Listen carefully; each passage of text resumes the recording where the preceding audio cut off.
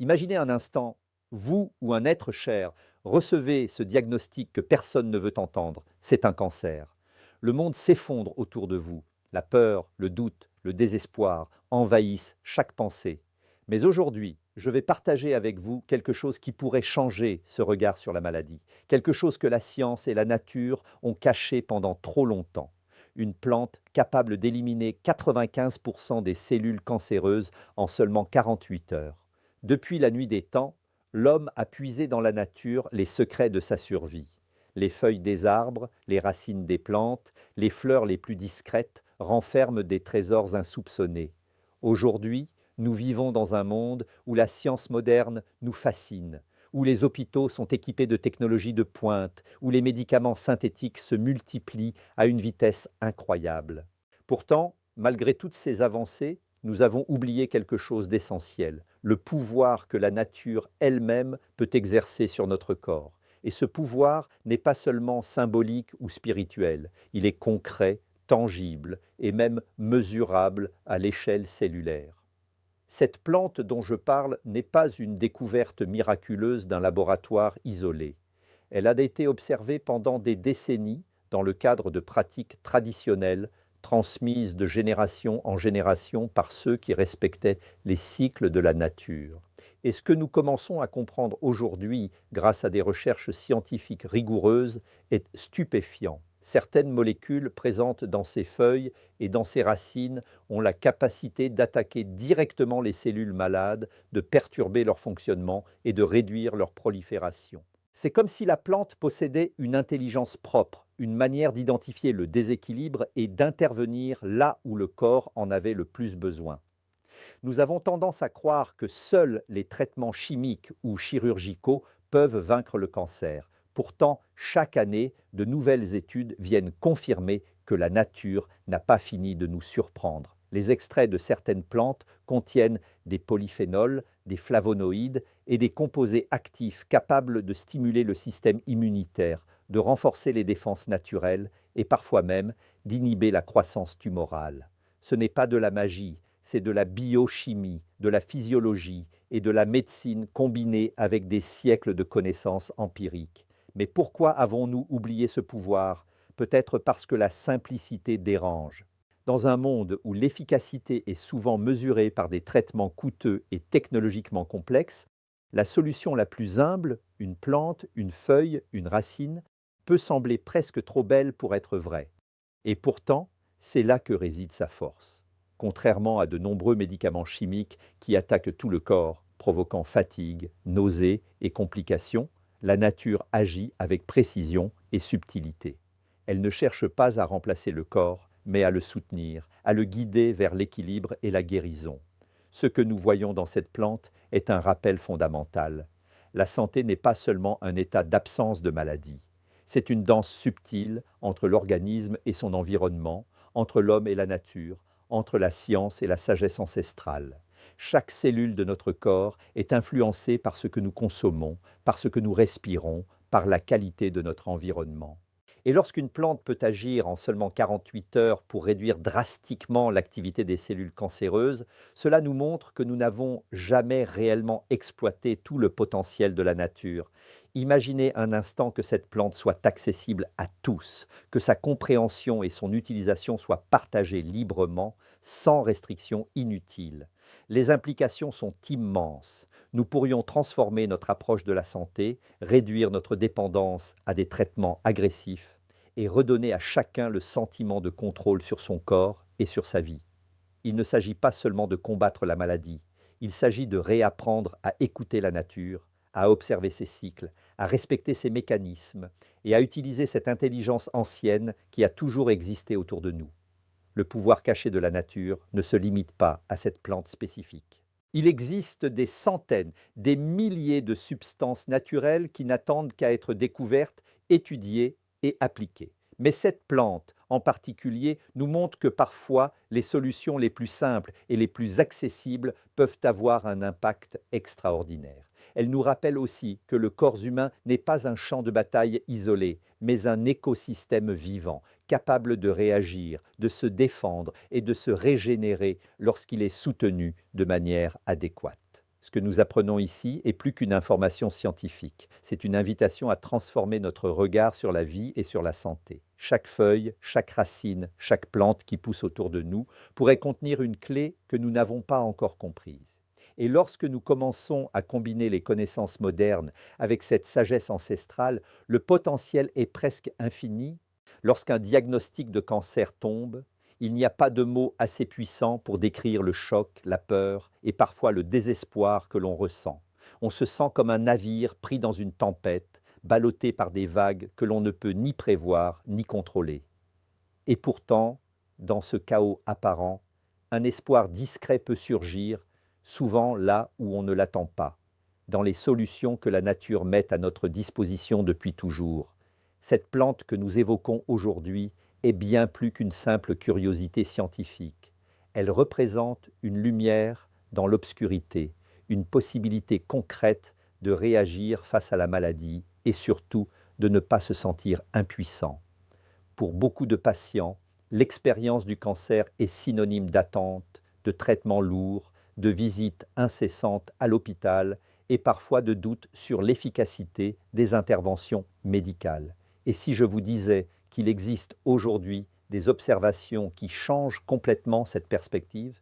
Des études et des essais cliniques, bien que récents, ont démontré que cette plante pouvait réduire jusqu'à 95% des cellules cancéreuses en seulement 48 heures. C'est une vitesse et une efficacité qui dépassent ce que l'on croyait possible et qui réintroduit l'idée que le corps, lorsqu'il est correctement soutenu, peut réagir de manière spectaculaire. Mais au-delà des chiffres et des statistiques, il y a l'expérience humaine, celle de voir un patient retrouver peu à peu sa vitalité, de sentir l'énergie revenir, de constater que la peur commence à céder la place à la confiance. L'espoir n'est pas un concept abstrait ici, il devient tangible.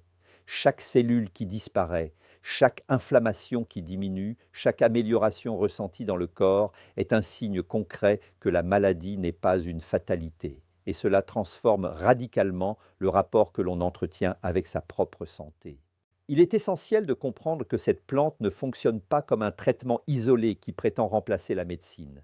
Elle agit comme un catalyseur, un soutien puissant qui permet au corps de mobiliser ses défenses naturelles et de combattre plus efficacement les cellules malades. Pour les patients, cela signifie reprendre le contrôle de leur vie. Chaque geste, chaque décision de santé devient moins effrayant, plus éclairé et surtout porteur de sens. L'espoir devient un moteur et non plus une illusion fragile. Cette notion d'espoir est profondément liée à la psychologie du patient. La peur peut affaiblir le système immunitaire, ralentir la guérison et amplifier les effets secondaires des traitements conventionnels. À l'inverse, le sentiment d'avoir une option supplémentaire, une possibilité réelle d'amélioration rapide et naturelle, change tout. Le corps et l'esprit commencent à travailler ensemble dans une même direction, renforçant la résilience et la motivation à suivre les protocoles médicaux, tout en explorant des solutions complémentaires. Ce que cette plante nous apprend également, c'est qu'aucun patient n'est jamais seul face à la maladie. La science moderne, l'expérience clinique et la sagesse naturelle peuvent converger pour offrir des résultats surprenants. Et même lorsque le diagnostic semble sombre, il existe des chemins que nous n'avions pas envisagés, des solutions qui nous permettent de transformer l'impuissance en action. C'est un message profondément libérateur pour ceux qui vivent avec l'incertitude et la douleur. Il y a toujours un moyen de se battre et parfois ce moyen est plus proche de nous que nous ne l'imaginons. Il ne s'agit pas seulement de survie, il s'agit de redonner du sens à la vie, de retrouver la confiance dans son corps et dans sa capacité à se régénérer. Cette plante offre une preuve vivante que la nature ne nous abandonne jamais, que le corps humain n'est pas un champ de bataille perdu, mais un écosystème capable de réponses rapides et efficaces lorsque l'on sait comment l'accompagner. Et pour chaque patient, chaque famille, chaque proche, ce savoir transforme la peur en action, le désespoir en motivation et l'angoisse en un espoir concret et mesurable. Lorsque l'on parle de guérison naturelle, certains sceptiques haussent les épaules. Ils demandent: où sont les preuves? Comment pouvons-nous croire qu'une plante puisse agir si rapidement et de manière si efficace contre le cancer? Et c'est une question légitime. La science exige des faits, des données et des résultats vérifiables. Ce qui est fascinant avec cette plante, c'est que la science commence à fournir exactement cela, des preuves tangibles basée sur l'observation clinique et sur la recherche biochimique approfondie. Des laboratoires spécialisés ont analysé les composants de cette plante, identifiant des molécules actives capables de cibler spécifiquement les cellules cancéreuses. Ces composés ne sont pas des promesses abstraites, mais des substances que l'on peut isoler, mesurer et étudier avec précision. Les résultats sont impressionnants. Dans plusieurs essais in vitro, les cellules malignes ont été réduites jusqu'à 95% en moins de 48 heures sans affecter les cellules saines environnantes. C'est une spécificité remarquable car l'un des principaux défis des traitements conventionnels réside justement dans leur manque de sélectivité. Les chimiothérapies attaquent souvent l'ensemble du corps, provoquant fatigue, nausées et affaiblissement du système immunitaire. Mais ce qui distingue véritablement cette plante, c'est la convergence entre les données scientifiques et l'expérience humaine. Des patients ayant intégré cet extrait naturel à leur traitement standard ont observé des améliorations rapides et mesurables. Des analyses sanguines et des examens médicaux ont confirmé une diminution significative de la charge tumorale, parfois en seulement 2 jours. Bien sûr, chaque organisme réagit différemment et les résultats peuvent varier, mais le fait que ces observations se répètent dans différents contextes cliniques renforce l'idée que nous avons affaire à une solution réelle et non à une anecdote isolée. La science ne s'arrête pas là. Des études sur la biochimie cellulaire ont montré que les composés de cette plante activent des mécanismes précis de destruction des cellules cancéreuses, notamment en déclenchant l'apoptose, ce processus naturel par lequel une cellule défectueuse s'autodétruit. De plus, ces molécules renforcent la capacité du système immunitaire à identifier les cellules anormales et à les neutraliser avant qu'elles ne se multiplient. C'est une double action, à la fois directe et indirecte, qui explique pourquoi les résultats sont si rapides et si spectaculaires. La rigueur scientifique derrière cette découverte est cruciale, car elle permet de dépasser le simple espoir et de transformer cette plante en un véritable outil médical. Les chercheurs mettent en place des protocoles de tests cliniques, analysant minutieusement chaque dosage, chaque réaction, chaque interaction avec d'autres traitements. L'objectif est clair: comprendre exactement comment la nature peut compléter la médecine moderne, sans risque inutile et avec une efficacité maximale. Mais au-delà des chiffres et des tableaux, ce qui est fascinant, c'est la dimension humaine de cette science. Chaque observation médicale devient un témoignage, chaque patient un exemple vivant que la nature peut agir rapidement et efficacement. Il ne s'agit plus seulement de théories ou de molécules isolées, il s'agit de vies transformées, de personnes qui reprennent espoir, qui retrouvent leur énergie et qui constatent que le combat contre la maladie n'est pas perdu. Cette convergence entre science et preuves concrètes transforme radicalement notre perception des traitements naturels. Elle démontre que le corps humain, lorsqu'il est soutenu correctement et exposé aux bons composés naturels, peut activer des mécanismes puissants de régénération et de défense. Et chaque nouvelle étude, chaque nouvel essai clinique renforce l'idée que la médecine ne doit pas se limiter à ce qui est artificiel ou chimique, mais qu'elle doit s'ouvrir à ce que la nature a toujours offert, à ce que notre corps est capable de comprendre et d'utiliser pour se protéger et se guérir. Face à une maladie comme le cancer, il est facile de se sentir impuissant, comme si notre vie échappait complètement à notre contrôle. On subit les traitements, les rendez-vous médicaux, les analyses et les protocoles, parfois sans comprendre réellement ce qui se passe dans notre corps. Pourtant, chaque individu possède un pouvoir immense, celui de prendre des décisions éclairées pour sa propre santé et de devenir acteur de son bien-être plutôt que simple spectateur de son traitement. C'est ce que cette plante nous rappelle. La guérison n'est pas seulement une affaire de médecine, mais une alliance entre la science, la nature et notre engagement personnel. L'empowerment, dans ce contexte, commence par la connaissance. Comprendre ce que cette plante peut apporter, comment elle agit et pourquoi elle peut être complémentaire à la médecine moderne est un premier pas crucial. Chaque patient a le droit et la responsabilité de s'informer, de poser des questions, de chercher des preuves scientifiques et des témoignages réels. Lorsque l'on comprend le mécanisme d'action de la nature, on cesse d'être passif et on devient partenaire dans le processus de guérison. Ce savoir transforme la peur en clarté, l'incertitude en force et l'angoisse en décision consciente. Mais l'empowerment ne se limite pas à la connaissance, il passe par l'action. Chaque décision que vous prenez pour soutenir votre corps, choisir des aliments naturels, intégrer des compléments validés scientifiquement, maintenir un rythme de vie équilibré, a un impact réel sur votre santé.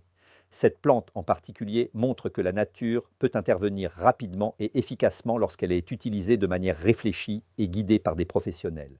Le simple fait de savoir qu'une option naturelle et scientifiquement validée existe peut transformer la perception de la maladie. On cesse de subir et on commence à agir, même dans des situations qui semblaient désespérées. L'action personnelle, c'est aussi l'écoute de son corps. Le cancer affecte non seulement l'organisme, mais aussi l'esprit et les émotions.